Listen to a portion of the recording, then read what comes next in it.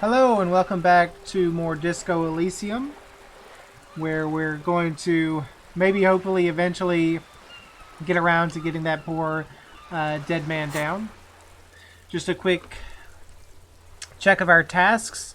Yes, we still need to find the rest of the armor. That's right. We need to ask the man. We need to ask what's his head, Manana, about the armor. We are running the number, so we need to call back in a day, buy the pants, and get the end of day debrief. So I want to go down and explore some of this. Let me do a quick run into this store and talk to the bookshop's owner, and then I'll go talk to Manana.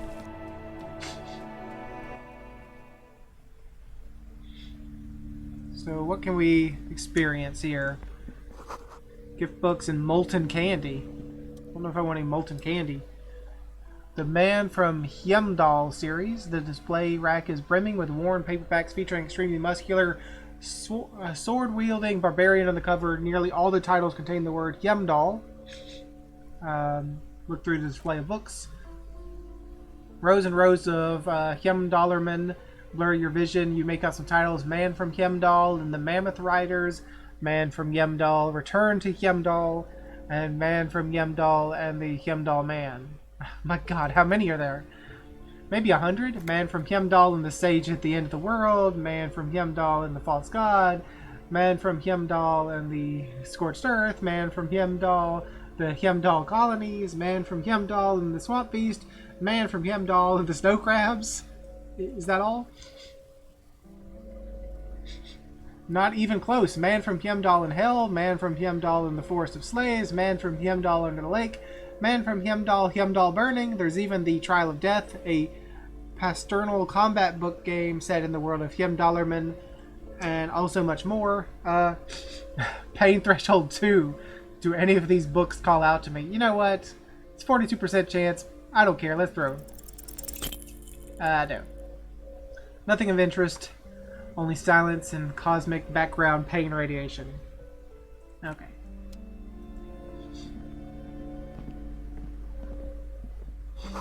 Old sports magazines. These books collects the natural recipes of Arda. They're all about lake trout. Yes, I'll talk to you in a minute, woman. I'm sorry. That was probably kind of insulting to just call you woman. Can I peek back here? She'll probably yell at me.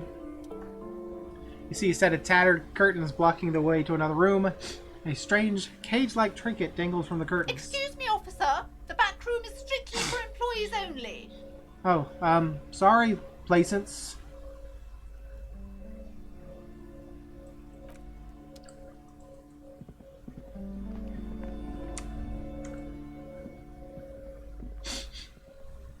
These shelves are overburdened with books from the same series. You see the name Dick Mullen over and over. Yeah, he's the super cop that we are not. A couple spook novels hide among the detective books. Thrilling tales of spycraft and daring do. Crime fiction is a disgrace. An asinine misrepresentation of the physical attributes and the arduous everyday work of actual police officers. These books greatly overstate the excitement of police work, glossing over how long it takes to actually follow up on leads and eliminate dead ends. What's more, they completely ignore the psychological hardships of year after year coming into contact with people during the worst days of their lives. Not a single mention of the stress this work creates upon the officer's family.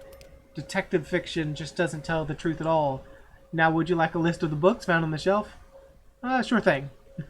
You see Dick Mullen on the Job, Get Me Mullen, The Stalwart Adventures of Richard P. Mullen, Dick Mullen and the Murder in the Orchard, The Sordid Affair of Dick Mullen, A Killing is Declared, Dick Mullen in the Murder House, The Final Case of Dick Mullen, An Obvious Lie, Dick Mullen on the Clock Tower, The Ordeals of Dick Mullen, Dauntless Dick, Dick Mullen's Funeral Pyre, The Murder of Dick Mullen. Dick Mullen dies?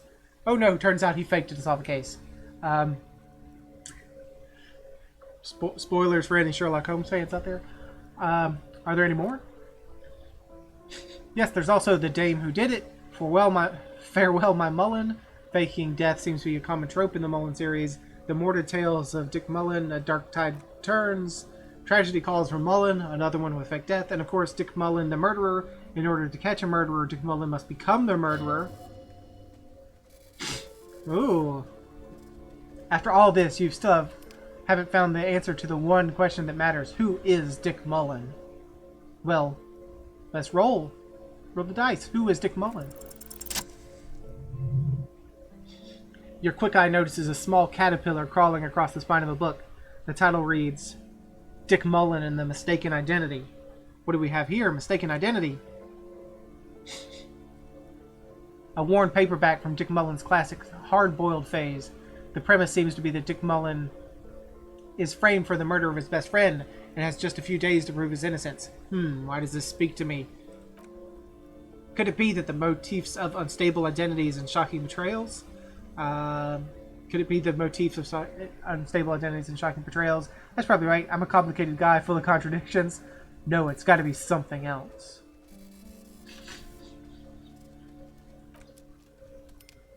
Perhaps you're drawn to the dark and noirish atmosphere.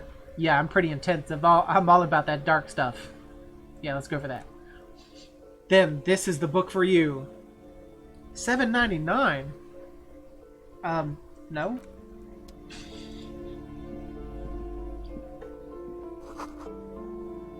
A quaint picture book brochure, very colorful. It's a tome of fascist magic. Rather candid. Everyone knows the most interesting thing about fascists was their magic. I'm leaving this for last because this seems interesting. Shelf of paranormal books. This bookstore is not strictly about crime, romance, and a biography of famous people. There's also a wide range of paranatural literature. Let's look at the shelf.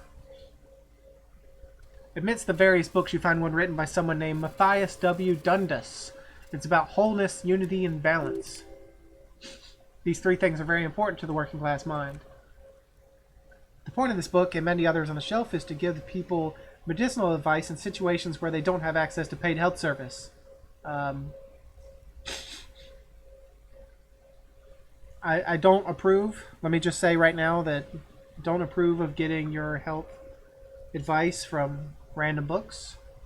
So yeah, how does that work? It serves platitudes while also telling everyone that traditional medicine, the kind people don't have access to, and which costs more than this book, is garbage and only gives you cancer anyways, without even curing your cold or anything. Wholesome unity balance, on the other hand, can basically take care of anything, though it is important to note, when it is up to your mind to heal yourself, then it's because of your mind that you're ill in the first place. Does this book say anything else? The book features chapters on topics such as how to find magnesium. It even lists plants you can harvest magnesium from. How to continue drinking if you're an alcoholic who has destroyed his liver. Yeah, let's not advocate for that, please. And there's even a chapter on the ancient Saraese tradition of using duck gallbladder to treat and prevent sexually transmitted disease. Pre and post factum apply. Nothing worth buying. Yeah. Now finally, I'm drawn to this shelf. Oh, I'm drawn to also this map. Which may not be a map. Map wall. Several maps have been attached to the bulletin board hidden in the alcove. They're held up by small pins. The board has come loose from one corner. The maps look faded. Your eye catches a map of Insulind, a map of Revachol, and a map of Martinaise. Now let's just go down the list. Look at the map of Insulind. This large map displays archipelagos. You see a constellation of small dots on the light blue emptiness of the Insulindic Ocean. The largest in the northeast is Le Caillou. You are here. Another far away in the southwest, the Seminoes Islands, the Ile de Fantôme,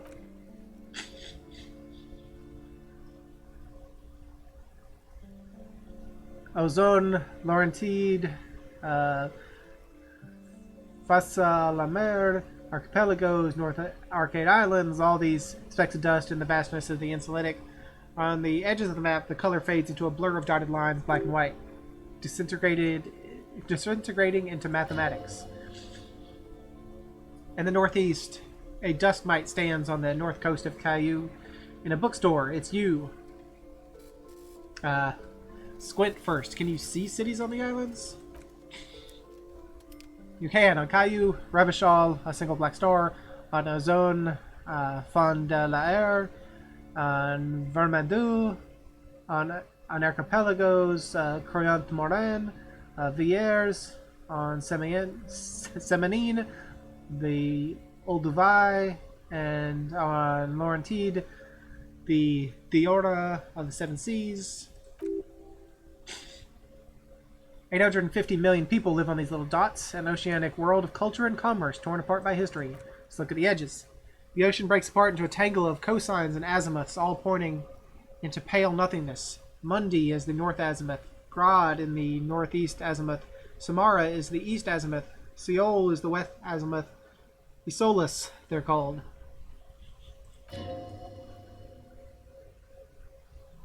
Connections to other worlds, worlds past the Enceladinian, unknown to you. You only know you've never been there. You have little idea what they are, distant stars, gods, but looking at them makes you feel almost non-existent. Whatever they are, these Isolas are immeasurably large compared to you, and very, very far away. Perhaps they are gods, gods of distance and outer dust. It's a weird map. I don't really understand the layout of this place. There's multiple islands, but then there's these connections to other unknown worlds. I'm really confused. The north coast, so we looked at Revachol. The north coast of a verdant island is shattered by the delta of a river. It is the river Esperant. Countless bridges put the shards back together, connecting city blocks to river islands. La Delta says a large artificial heart in the center, teeming with life forms and construction. To the east, rolling hillsides, Les Jardins, Stella Maris, the suburbs of Saint Baptiste, swallowed up into the megacity. They sound rich to you. This is Revachol East. And west of the river, Coran, it's somewhere to live. Not bad. Then there's Jamrock. It's bad. And where we're from, I think. People shouldn't live there, but they do. Then Falberg, it's almost as bad and much larger. Then Coal City, it's the worst. And Martinez. It's so small you can't even see it on the map. No, wait, there it is. North of Jamrock, the strip of coast next to the greater Revachol Industrial Harbor. It looks downright despondent. It's almost Coal City, to be honest. And let's look at Martinez. It's not really a map. It's a tourist thing, a picture postcard with buildings on it, drawn from an isometric perspective. A date in the upper right corner says 48. Okay. Now, all of my gameplay senses tell me that a shelf like this just has to be shoved to the side and there be a secret door behind it. But, I mean, probably not, but it would be cool.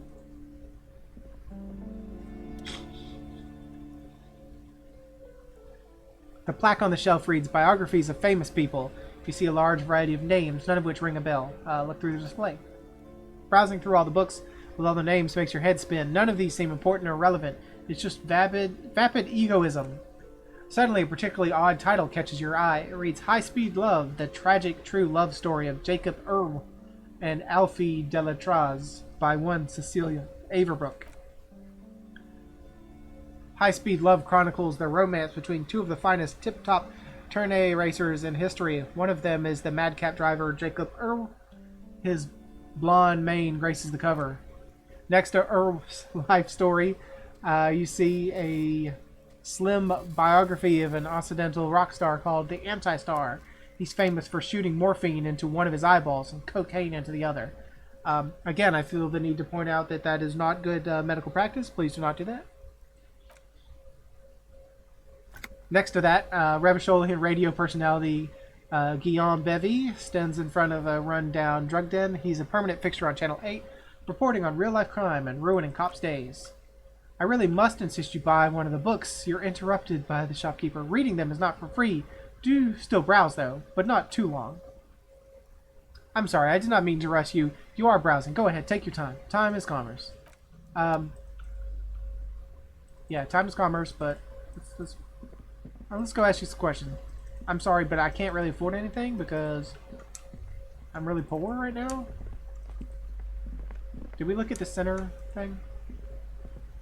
Maybe, probably. A mountain of board games. A small mountain of colorful board game boxes. There are numerous types of boxes for all ages.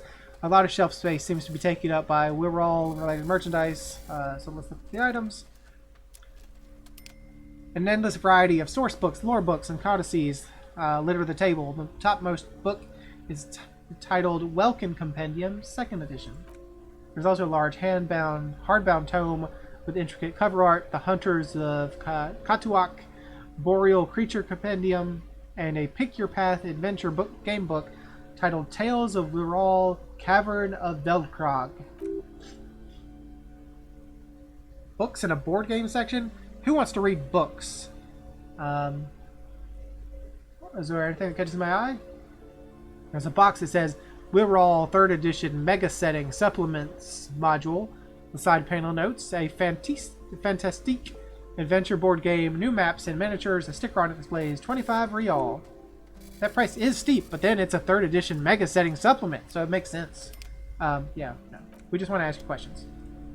So that was all a little pointless, but a little world building. Welcome to Crime, Romance, and Biographies of Famous People. My name is Plaisance. Hello, Plaisance. My name is Harry something another. I'm sorry, I've forgotten my name. Be welcome, and please take responsibility for the energy you bring into this space. Well, that's a bit awkward. Before we go on, you seem to be well off enough. Can you give me some money? I feel there won't be an opportune moment to ask later. No. No, we're not. We're not gonna beg. Poor woman. So are you the owner of the store? I am the proudest owner of our little shop of culture. And, your daughter is the one standing outside the store, right? Annette, yes, my daughter. I hope she wasn't slacking off again with her nose in science fiction. Tell me, was she at her post, doing her job like a proper girl? Yes, of course. Or no, she was definitely slacking off. Or it doesn't matter. Yes, of course she was. Wonderful. Did you talk to her? Yes, I did. Great. On a scale of 1 to 10, how compelled were you to buy books after talking to her? 10, she's very polite and helpful. 5, I felt some interest. Or 1, not impressed. I'm not going to grade a human being. I don't do that. No, let's give her a perfect 10. Your customer satisfaction score is a 10. My precious, her dedication brings joy to my heart. If you have children, I hope they turn out as great as my Annette.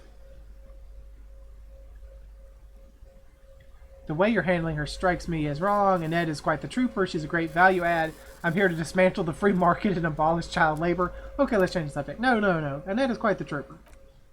As a young girl should be. With the proper attitude, she'll have a bright financial future. Okay, yeah, let's change the subject. What if I want to buy a book?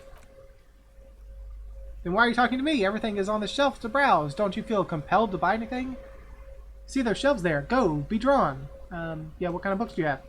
Everything is on the shelves. Take a look for yourselves. The shelves compel you, don't they? Not really. Well, thank you. You were a waste of time. But...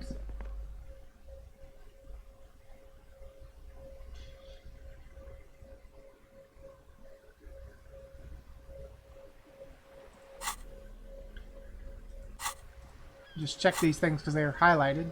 I guess the bow collector is pretty close. 24 minutes remaining. Annette, I spoke to your mom. Gave you a good review. The lights are so pretty when it gets dark. Okay, I'll see you around. Since I couldn't tell you that I gave your mom a good review. Let's go talk to... instead of going and check over to the west, let's go talk to Mr. Manana.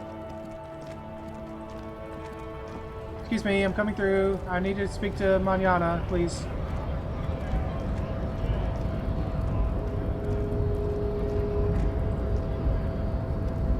Hola, Wandering Man. How can I help you? Kuno told me you were supposed to know something about the armor. Heh, the little boy did good on his promise. What was his promise? To get me in trouble. To sick the pigs on me. Pardon the choice of words. Not mine. Well, what happened? I was asked to look into that armor situation. official Union probe, you know, track it down, see who took it. Well, did you?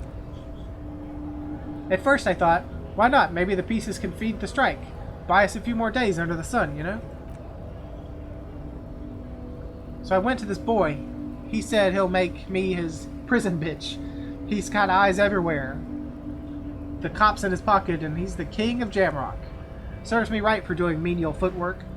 I dropped that probe right there and then, and it still got me into trouble. One bad move is all it takes. You're not in any trouble, manana.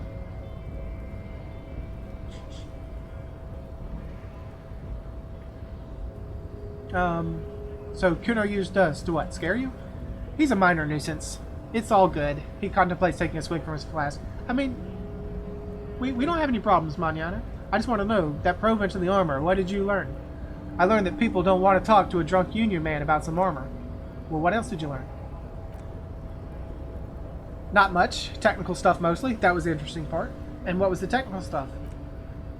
I did some research into this armadura. Let's say I have friends in the library.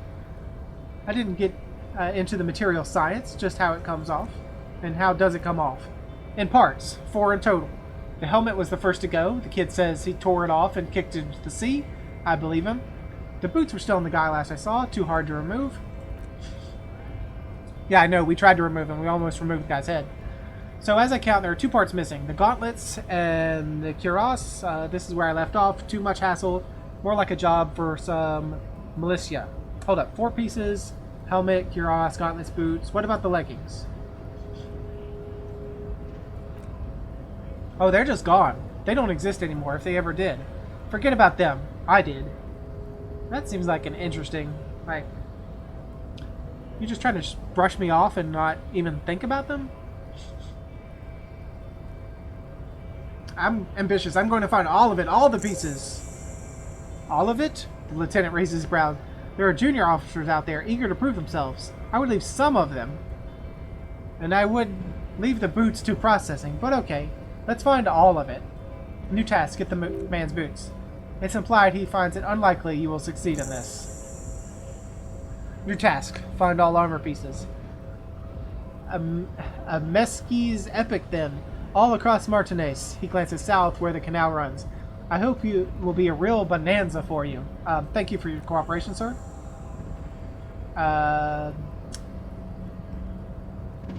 Good talking to you. I gotta run now.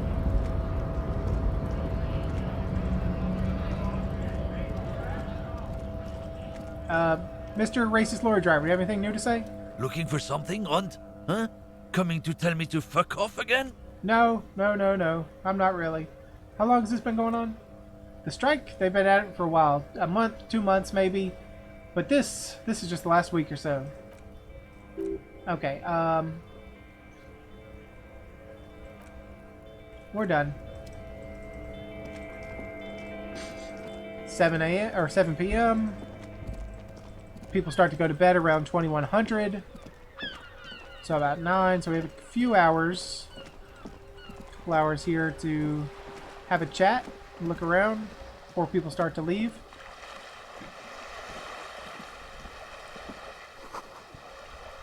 The ad reads, broken window. Tibbs has windows. If you had a bag in your hand, perhaps you could collect these bottles and sell them. Well, I don't have a bag. 2 roundabout north. To the Cape Side Apartments, Montanez Pier. Well, I don't really want to go there. Enormous balls, worthy of a real man. Let's take a look. So there were these, binoculars? Coin-operated viewer. This coin-operated viewer is facing south. The instruction manual says to insert 25 centums and pull the handle while looking inside, then use the focus knob to zoom in if necessary. Why place a tourist attraction in the middle of such poverty? What's tourist attraction doing here? There was a revitalization project in '49. A design studio tried restoring Martinez to its pre-war glory. It didn't stick. What happened? They got as far as the street lamps and the statue on the intersection before something went sour. I suspect it was Everard Clare's doing. He muscled them out. It's how it usually goes around here. Well, can't we do something about that? We should have done something about the Union 10 years ago. That ship has sailed, officer. You know what? Let's insert a quarter. Whatever. Your money disappears into the coin slot. A clunk, the ring of metal. Pull the handle and look inside.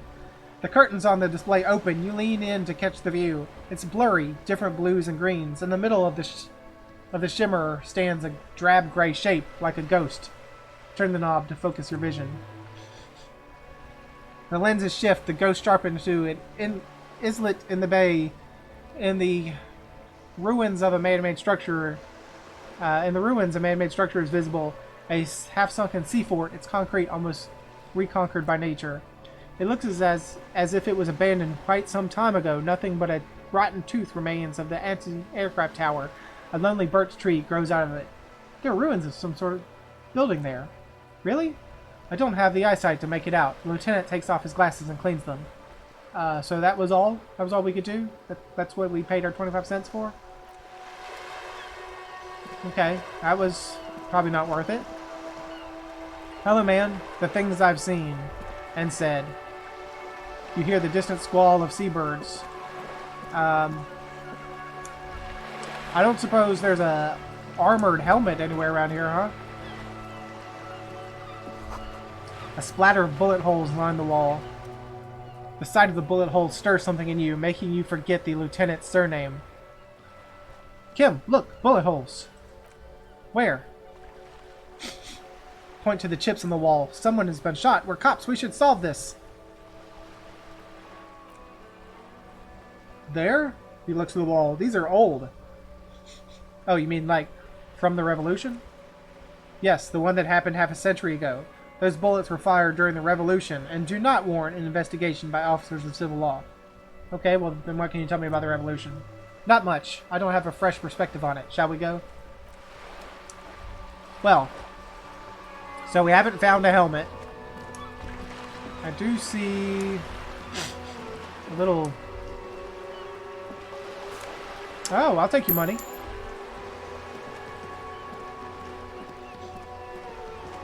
I've probably been forgetting to do a lot of the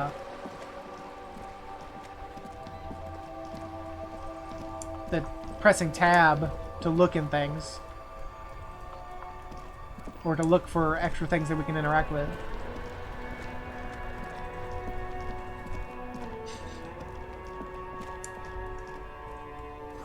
Plastic wrapped macaronis stamped with humanitarian aid. This says humanitarian aid, tuna fish, not for resale. A helpline to the company that controls the drawbridge. It says food gift from the people of Messina. Okay, so let's check your little box here. FALN speakers on a pedestal of speakers. You see two lowly defeated speakers, thralls, slaves basically, perched atop them like conquerors surveying the land. A pair of FALN durable wear sneakers. Did I say speakers? I meant FALN sneakers on speakers. A pair of FALN durable wear sneakers, Ultra Series. I can see you have a taste for luxury, officer. Can't keep your eyes off those sneakers? I cannot. Let's inspect the sneakers. A pair of FALN Ultras. The design is impossibly sleek and simple. A futuristic silhouette with a sleek monochrome colorway, a jet black upper, and a silver-lined midsole. Those sneakers, mister. Those sneakers are the latest FALN sneakers. I don't know if I'm supposed to pronounce that FALN or Faln. Super rare, super fine, super cool. Only 50 real. I definitely don't have that. Only? That's madness. FALN Ultra, wear the future. You remember the slogan from some magazine. No, I don't have 50. These once respectable sneakers or speakers have been conquered, reduced to a mere prop by the indomitable FALN Ultras atop them. A small heat emboss on the veneer reads, Solidarity Aid from the People's Republic of Samara. The speakers themselves don't seem to display any magical qualities. No, don't look at the speakers, officer. Look at the sneakers. The man points to the footwear. The sneakers of the star here. But I already looked at the sneakers. Then look at them again. These are premium lifestyle sneakers, officer. The best on the market. Can I just buy the sad conquered Samaran speakers? No way, officer. Those aren't for sale. They're bad speakers. Lo-fi socialist junk. But I need some speakers. That's why I want them. I think I might be lo-fi socialist junk myself. You're right. I don't have time for junk. I need to lead a luxury life. No, we're a lo-fi socialist. No, officer. You're a high-class policeman who accepts nothing less than the best. Lucky for you, I got what's on sale.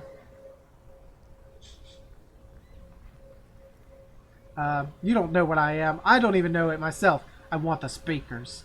Wait, what if I do deserve more than a lo-fi socialist sound system? No. I want those speakers, dagnabbit. Well then, if you want them... But see, they are the pedestal for my sneakers. If I let go of the speakers, then there will be where would the sneakers go? I can't leave premium lifestyle sneakers on the ground. If, on the other hand, you wanted to buy the sneakers too, I could throw in the speakers for a little extra 50 cents. Damn, so you have to buy the sneakers first. Okay. Okay, mister. Let's have a chat.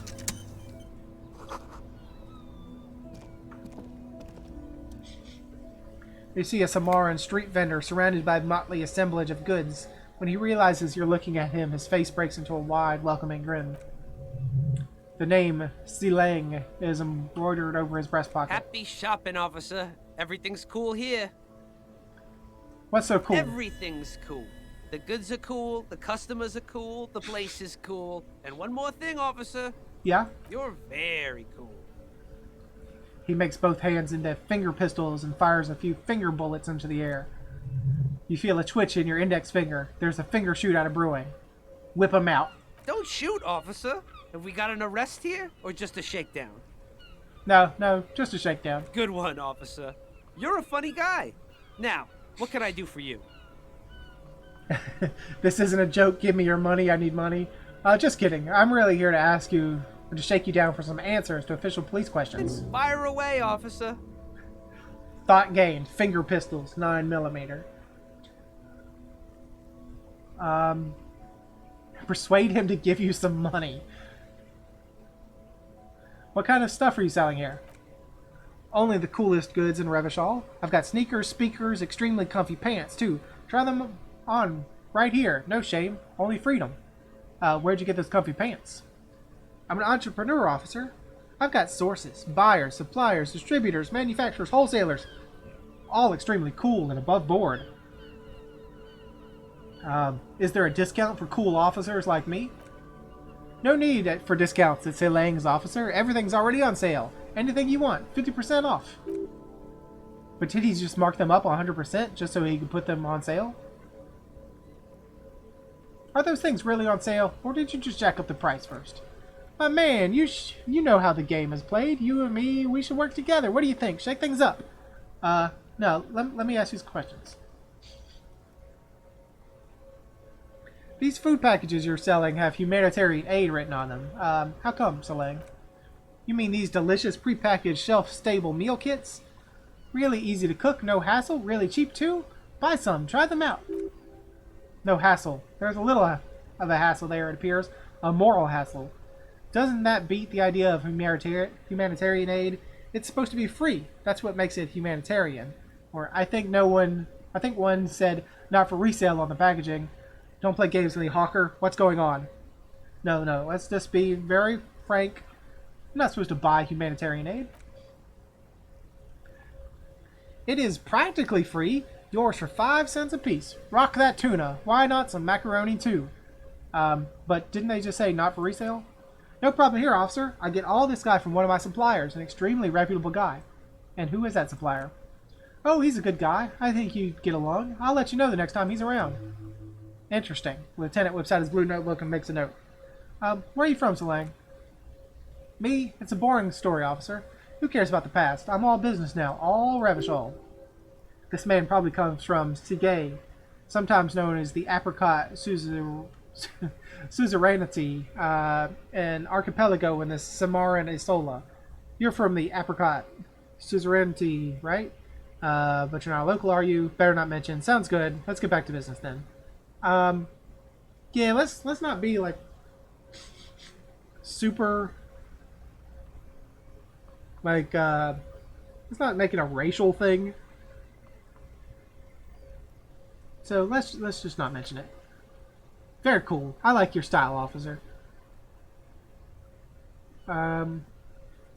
Let's. Oh, we got a +1 for our rhetoric for the humanitarian aid macaronis. Okay.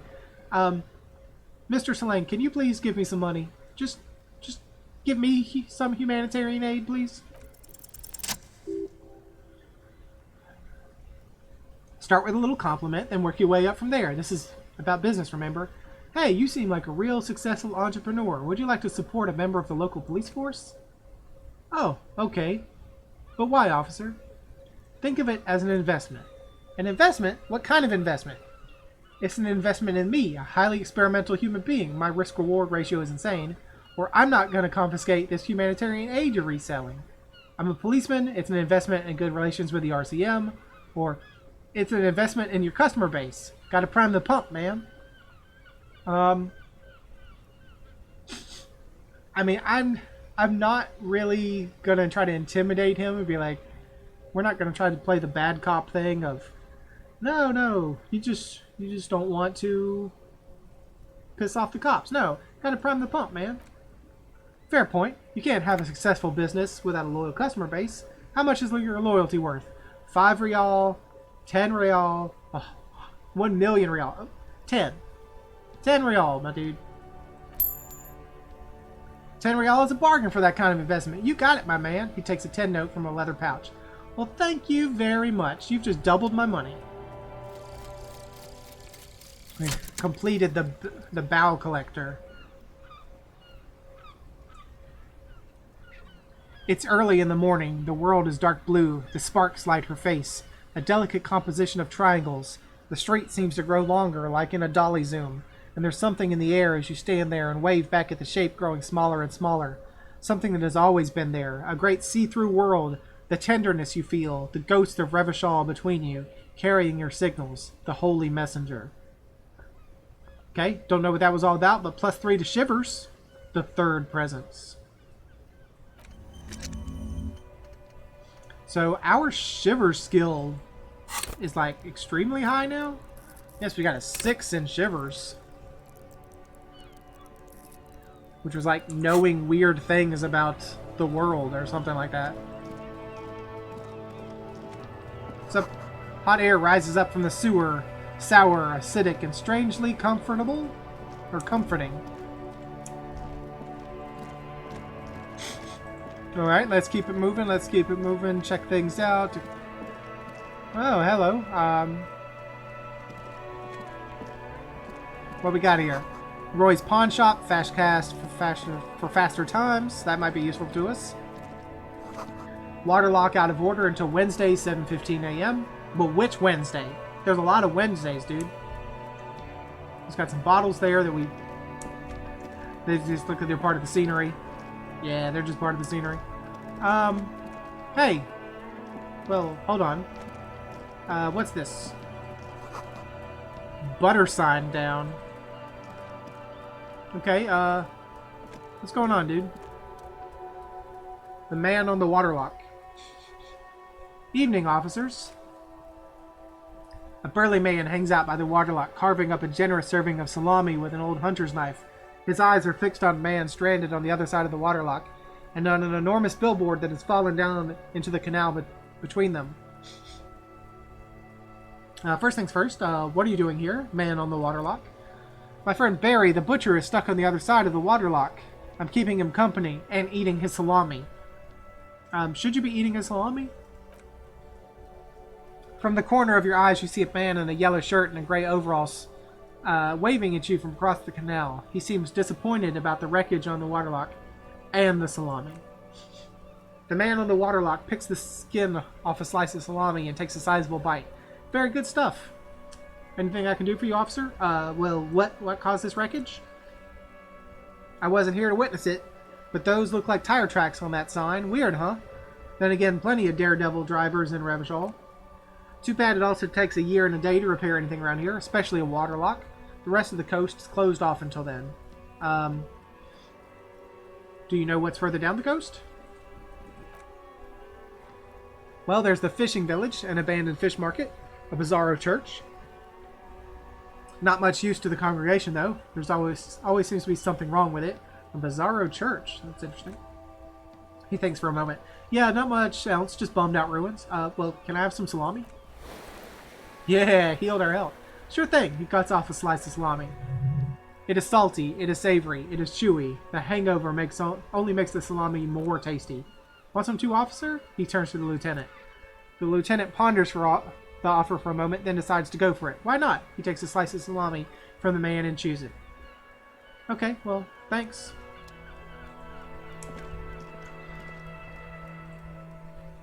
Check out this wreckage. A crumpled billboard reading Samaran butter soaks in the canal. Two ugly lines mar the bright countenance of the blond boy depicted. The sign billboard has fallen on the waterlock, keeping it open and thus out of order. What is Samaran butter? Whatever it is, the boy on the billboard seems very happy about it. Goat milk butter. The Samaran territory makes it easier to raise goats than cows, and the local goat farmers produce high-quality meat and dairy staples that add variety to other nations' diets. It is acquired taste. Okay, so we have a 72% chance to attempt to reconstruct what happened here, and it's a white check, so if we fail, we can put another point in visual calculus and try again. Let's give it a shot.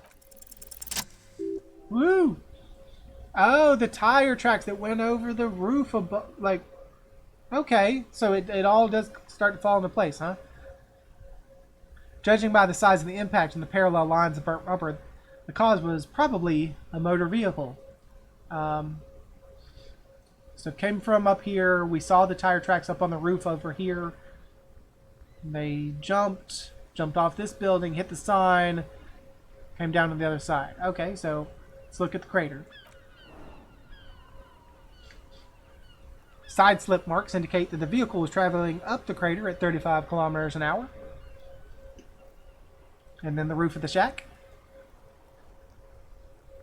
The black marks on the roof indicate the vehicle vaulted from the crater to the roof of the shack. And then the sloping metal roof panels. The panels served as a takeoff ramp. Did we do this? Is this... Because we haven't found our car. Did we do this in a drunken stupor? Did we cause this problem? Are we the mystery driver? Okay, let's look at the broken posts. The vehicle soared through the air, hitting the billboard and upsetting the posts. Then it continued its flight, taking the billboard with it. And the sign? The sign broke the vehicle's fall into the canal. The Samaran butter billboard still looks freshly painted, suggesting it took the plunge recently. How recently? Within the past 72 hours? Oh, it was totally us. We did this. Did we do this? Or was this like a getaway driver situation? I'm beginning to think we did this. Look at the opposite bank. But if we did this, how did we get from the other side back over? I don't know. Maybe it is a getaway car from the murderers. Still speeding, the vehicle made a loop and vanished into the fog along the coast. And what was the model of this phantom vehicle? There are two good candidates, the Capri 40 and the Linnea G22. So why the Capri? It's about the right size, and the tire marks look like they came from the skinny tires frequently found on that motor carriage. The Capri 40 is a very popular model with bank clerks, topping pie delivery drivers, secondary school teachers, cops, strippers dressed as cops, undressed strippers. Okay, cops, that's interesting because we're a cop, of course. Why the Linnea G22? Very sturdy but light motor carriage, more likely than most to survive that jump. The Linnea G22 is not a particularly popular model due to its peculiar proportions, which the manufacturer design team probably thought about for too long. Okay, well, what now? Now you'd have to follow the tracks to be sure. Okay. Lieutenant looks on, waiting for you to wrap up your analysis. Oh, we can talk to him. Any theories about what happened here? It looks like someone was in a real hurry, reckless traffic hooliganism, some top-shelf shenanigans. I want to meet the driver and shake his hand. I don't really care, it's not our concern. No, it looks like someone was in a real hurry. Maybe some murderers or maybe us. Or maybe we are the murderers. What kind of car do you think it was? I think it was a Capri 40. I believe it was a Linnea G22. If the Linnea G22 is more rare, and it's between these two, of course the odds are that it's the more, the more popular model. So it's the Capri 40, right? He seems impressed. That's quite likely from what I can tell. I have some ideas about who it might have been. It had to be someone real cool and dangerous. It was someone dangerous. Perhaps this is somehow connected to the murder. Actually, never mind. I need more evidence. No, perhaps it was connected to the murder. The traffic hooliganism? I hope not. Fortunately, we're not traffic cops. Should we get back to the murder?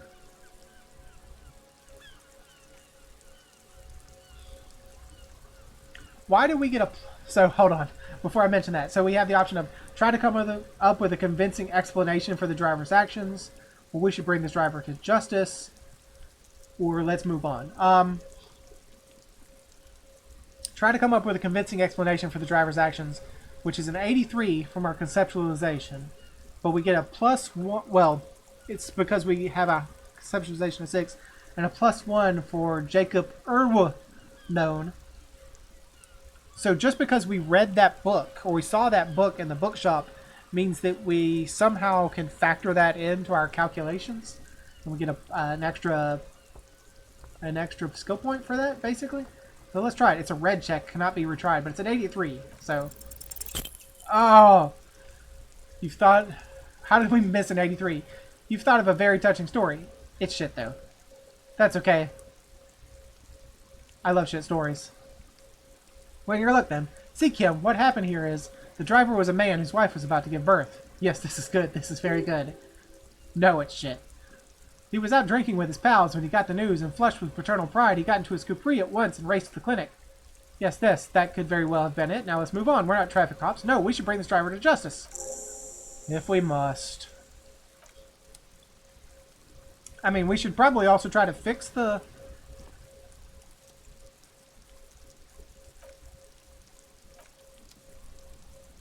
We should maybe try to get this poor man out from the other side, but I guess we can't do that. What do we have here? A trash can? With some fingerless gloves to give us +1 to electrochemistry.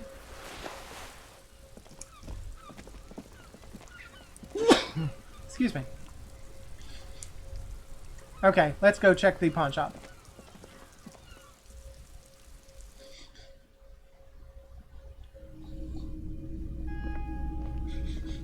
Very, busy in here. What do we have? Some kind of machine, an antique cash register. Yes, welcome to the pawn shop. I getcha. I'm going to talk to you later, dude. Just want to look around a bit. A bust of a woman. The plaque simply says DEI. In the dark, a film projector is whirring away. Mostly military wear with a few eccentric fashions thrown in. Oh wait, hold on, we can spot something here. Rack of second-hand uniforms. Wow, a very large red t-shirt with an impressive print stands out on the from the other car. Oh yeah? Oh yeah. The print depicts a muscled man striding towards you, a giant sword in each hand, encircled by burning embers. Behind him is a cluster of cabins engulfed in flames. Beneath him are the words, Hjemdal burning. Not Hjemdal men again. The antlers on the hood of the man's cloak and his piercing blue eyes are familiar. Sniff the t-shirt. I don't think we need to. What's to do with this man on this t-shirt? It's the man from Hjemdal. Walking away from his burning village, yes. I'm guessing I'm supposed to know who this man from Hjemdal is, but I lost my memory. Remind me again? I mean, we don't have to remind. The game should know that we read the books, or we looked at the books. So just remind us. The man from Hjemdal is the hero of a series of popular books based on a fictional version of Katla, mostly what is nowadays Arda NFT. In fact, most people don't think the man from Hjemdal ever really existed, but they are wrong. The lieutenant raises a brow.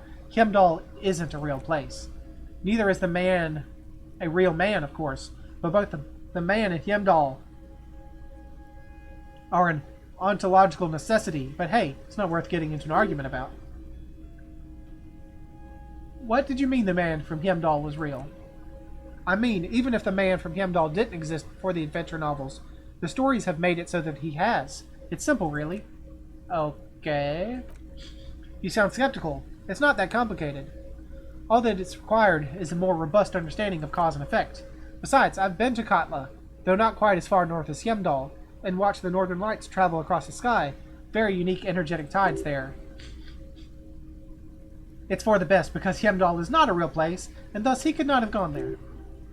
His theory isn't exactly incoherent, but its logic does suggest unusual neural activity. Interesting. You know what? Let's sniff the shirt. I don't see any reason to, but it's the option. Let's sniff it. Smells like worn cotton. And a little old sweat there? Worn cotton with a side of flea market or trash bin. Sniffing is okay, says the shopkeeper, but please don't try anything on. Can't have you leaving your photon emissions in the fabric of the shirt you're not going to buy. Okay, our photon emissions, huh? How much are you selling this t-shirt for? 2 real. The lieutenant raises his eyebrows. That's dirt cheap. Couldn't you just give it to me for free then? But why? Because I'm a broke cop without a cent to my name. Perhaps I could repay you in some other way. I deal in goods, not services. Okay, okay. What do we got here? Sawed-off streetlight. Typical Martinet streetlight sits among an assorted floors and table lamps. Let your gaze run over the streetlight. The light pole has been carefully cut, and the wiring has been redone and attached to a standard indoor plug. The light buzzes faintly, but persistently. This would make quite a statement in your living room. Is that a streetlight? Yes, officer. As you can see, it's in perfect working order. His manner is casual, but his speech is careful, measured. He wants you to know that he has nothing to hide. Well, where did you get this? It was brought to me to be altered. He leans in. Kim leans in so the pawnbroker won't hear him. We're not here to investigate the theft of city property. He pauses, studying the light, then adds, you have to admit, it's rather clever what he's done with it. Well, how much for the streetlight? 700 real. A bargain, I dare say. Are you out of your mind? There's one like that on every street corner. Even taking into account the risk of obtaining the light, that seems like a bit steep. Or 700 sounds about right. I imagine it wasn't easy sawing off that street lamp. Hey, I don't know where it came from, but it's not every day you get to buy and sell something so extraordinary. Well, there's nothing else. Let's leave. And then let's check out this little curio cabinet, whatever. Knick-knack stand. You see rows of toy soldiers guarding the rest of the trinkets displayed on the table. Some on horseback, others in rags, others yet in bright blue uniforms. All are stern and unyielding in their duty. Inspect the knights, inspect the blue uniforms, inspect the figurines, or dig up a coolly troll figure in the box under the table. 97%. We have to make 97%, right? Why, what's this? A headless man riding a horse? A headless man wearing a futuristic tracksuit trousers that say FALN? What's this? Oh, that's the headless FALN rider. Who? The headless FALN rider. It's an urban legend about a man who rides the streets of Revachol sporting a FALN tracksuit. As you can see, he's missing his head. He points at the decapitated figurine. 50 cents, bargain priced. I'll throw in the tiny cap, too. I think he's looking for it, or something. That part of the story has many interpretations. You know what? For 50 cents, I'll take it. Did I mention that this figurine is supposed to be lucky? Always carry it with you. I will. I'll definitely do that. Bird's nest, Roy. So let's check out the knights. Big men on horses clad in lamellar armor and carrying flintlocks. The kind that would mow down a line of enemy soldiers in the blink of an eye. These are Franco-Nigerian cavalry, right? I used to be very serious about my Franco-Nigerian knights. Kim looks at the dusty figurines in the dim light. Inspect the blue uniforms. They're not all blue. These figurines also wear gold coats and caps, complemented by orange trousers. They're variously posed, wielding swords and rifles with bayonets. Wait, this looks like Rene, the old guy who was playing Patonk. This is what the loyalists look like, yes. At first, then they wizened up and got camouflage. Well, what exactly are these? Which ones? Ah, the royalist soldiers from the time of the Revolution. The uniforms are painted a bit too brightly, I suppose. Let's inspect the figurine in rags. This set of soldiers isn't meant to look impressive. A few have rifles, but most of them carry pistols. Some even shovels and tall sticks. Are these even soldiers? You're probably talking about the revolutionaries, yes? Yeah, they're soldiers. Revolutionary soldiers. I think their poverty has been exaggerated for effect. When you place them next to the royalist, it doesn't seem like they could possibly win. It's meant to give people hope that even we can do it. The contrast is meant to be disheartening, as it ought to be. It is impossible to win against the cohorts of capital, asked my friend Gartz, whose bitch it made me. Yeah, well, if we wanted to be super communist, I guess we do that. I wish it was more nuanced. As it stands, I cannot comment. Yeah, let's just go with that one. I don't like either set very much, to be honest, but there are many parents among my customers. Okay. So, let's talk to you.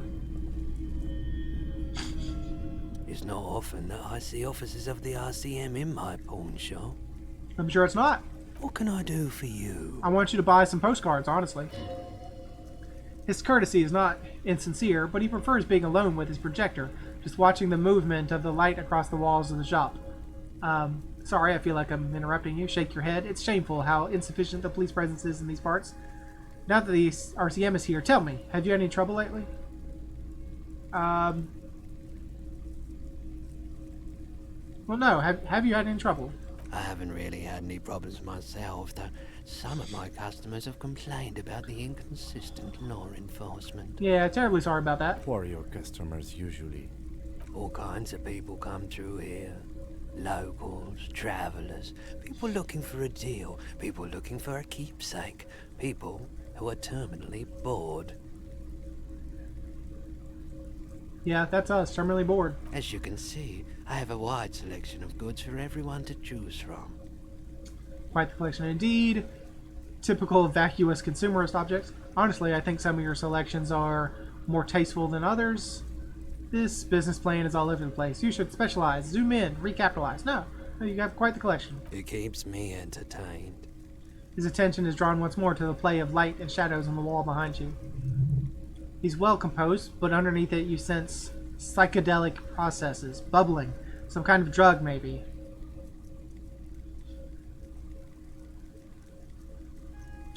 There's something I'd like to sell. Is Roy high? And if yes, then what's he on? Do you know anything about the traffic menace on the loose? You might be able to aid in our investigation. By the way, do you happen to have any guns, like the ones carried by cops? No, I have something I'd like to sell. Actually, no, let's do the check first. We have 92% chance because our electrochemistry is 3. Then we have +2 from knowing that Roy's prices are strange. I mean, are Roy's prices very strange? Odd brain activity, because he was talking all that weird stuff about photons and the man from Hemdall actually existing, and we noticed his composure. Okay.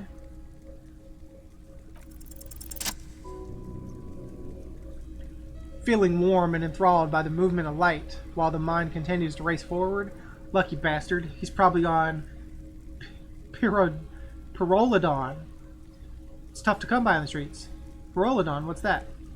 A drug developed by the military to treat and prevent radiation sickness. It has psychedelic side effects, and it makes your eyes turn yellow. Is it just me, or is it really warm in here?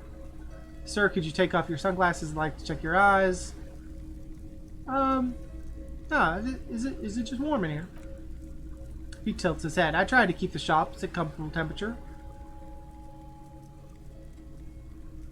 It's pretty obvious that you're under the influence, sir. No judgment, just curious. I probably did loads of pareidolia before I lost my memory.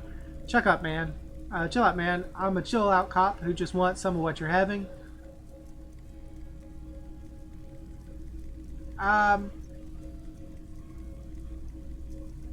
No, let's just be like, hey, no judgment. I probably also did a lot of drugs, dude. I've had to take it, you know, since the People's Pile cleanup. I was with the Emergency Relief Brigade. I didn't know that. He's taking it for mental and emotional, not physical pain these days. The People's Pile? A bad idea. Some poor leftist built a particle decay generator in hopes of bringing affordable electricity to underserved communities. It malfunctioned. Radioactive waste everywhere. Probably some of it in you, too. The People's Pile was a Type U particle decay generator that failed immediately after entering service, releasing radioactive waste into River Esperance. Why is it called the People's Pile?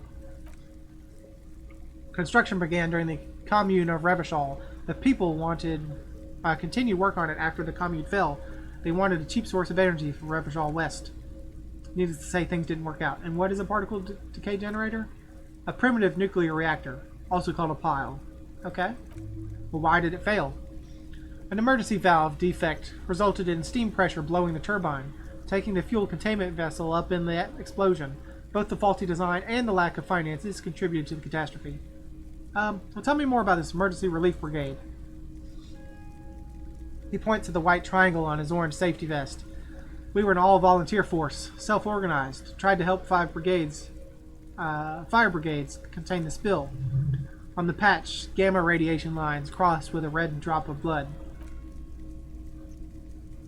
I think it's a call out to some of the badges from the people that cleaned up the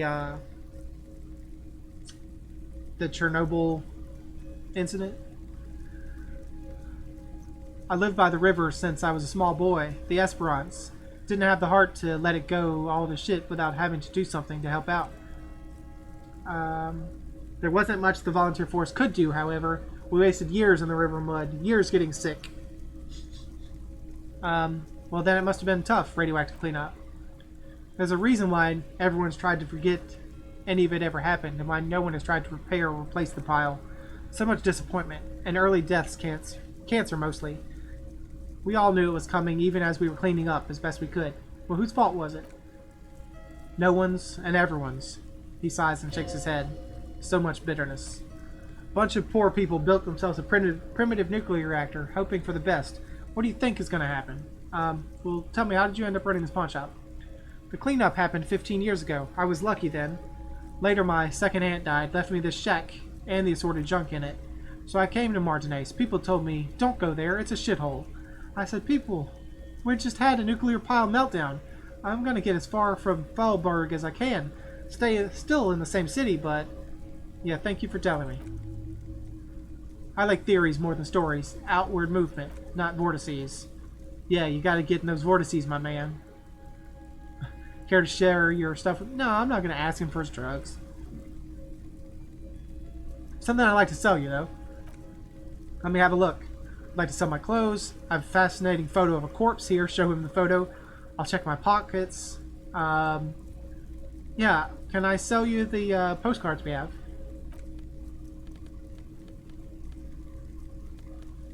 Well, oblong. So we could sell the empty cassette case. We could sell the oblong pen, which is not even ours. It's Kim's.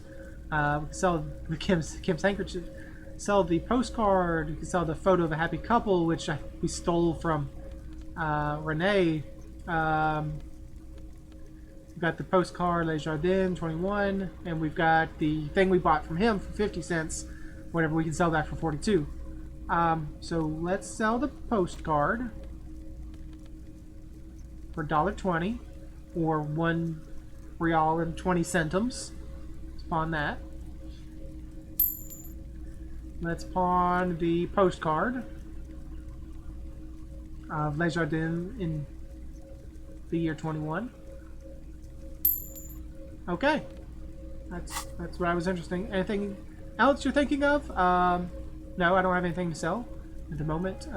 What do you know about the traffic menace that basically ran this place over? Traffic? I'm sorry, officer, but I don't drive. But didn't you hear it when the traffic menace drove over your roof? Now that I think about it, I do remember hearing a thunderous noise the other night. Some kind of powerful electric vortex hitting the shop and then moving on. That sure narrows down our list of suspects. A vortex. Sounds fascinating. Yeah, it was pretty wild. I didn't really know what to make of it, but I know it meant something.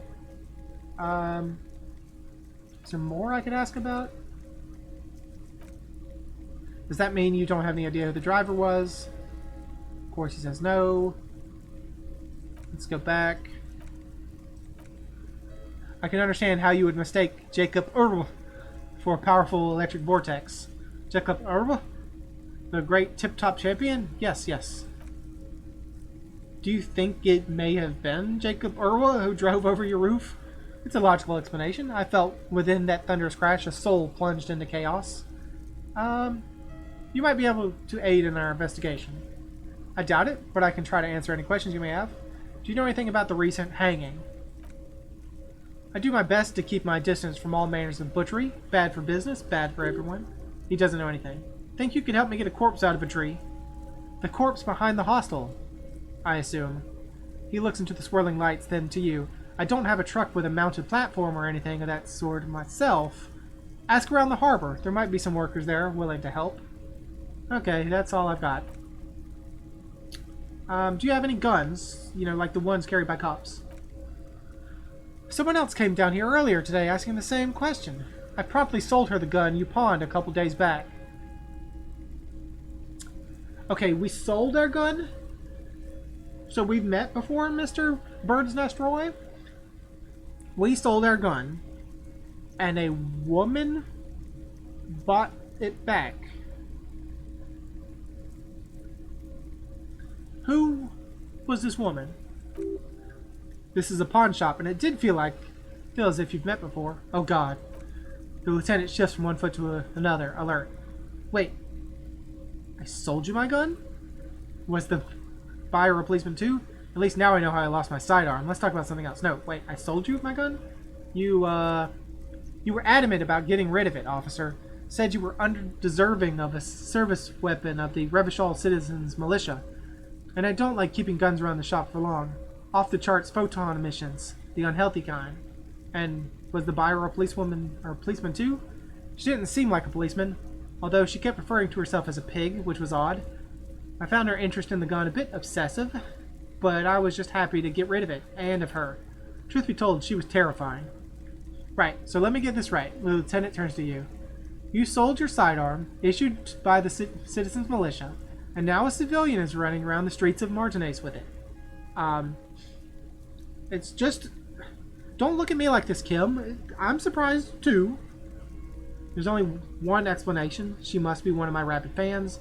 Maybe she's a vigilante, wants to prove she can do our jobs better than we can.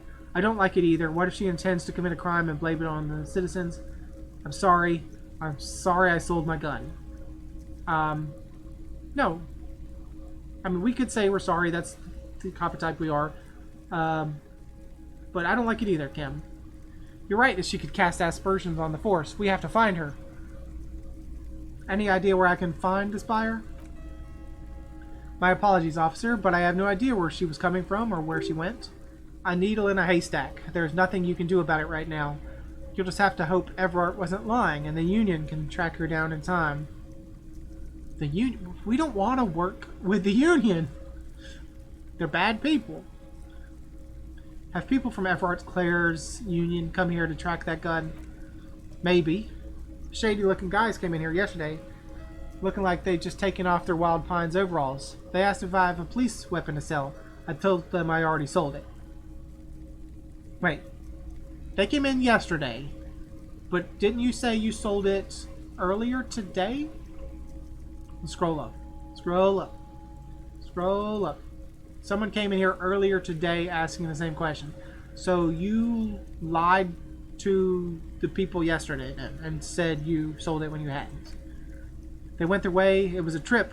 But you know, all sorts of people come here asking for all sorts of things. Wait, then it might be true, Everart's claims.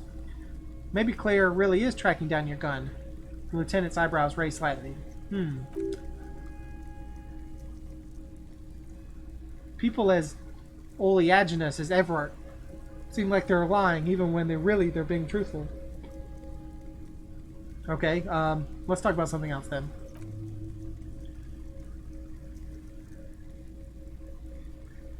We can ask him about the gun again, but there's really nothing there. Okay, so I have other business to take care of now. See ya.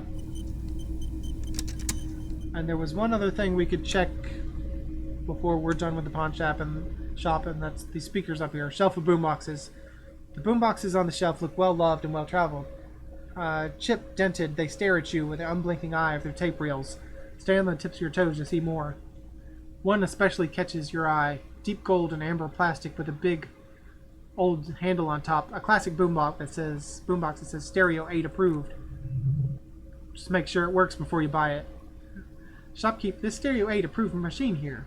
What I really want to know is, could this device come in handy in my police work? Are you sure this is all in working order? Absolutely. I've tested each one myself with recordings of speech, found sounds, and music from a variety of genres, even though I don't really like music. That's odd. Why doesn't he like music? Don't like music. What do you like then? The stuff I record myself. Silverware shaking in a drawer as motor cars race by. Nocturnal animals climbing on the roof. Airship motors. That sort of thing. Maybe you should ditch music as well, getting these more experimental sounds he's described. Could this boombox help my police work? If police work means playing tape, sure, you could use it for that. Or any other time you need to play a tape. Well, tell me about it. Tell me about this machine. It's the Harman Wowshi W02, made in Vesper, designed in Seoul. Plays all reel-to-reel formats, 2mm, 8mm, 12mm. It's even got a little radio in there. Will set you back 12 real. Well, no thank you. That's all.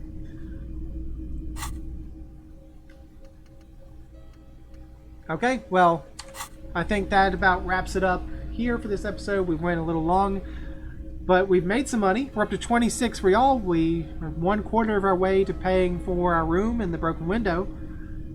But thanks for joining me. Hope you've enjoyed it. Hope to see you again next time.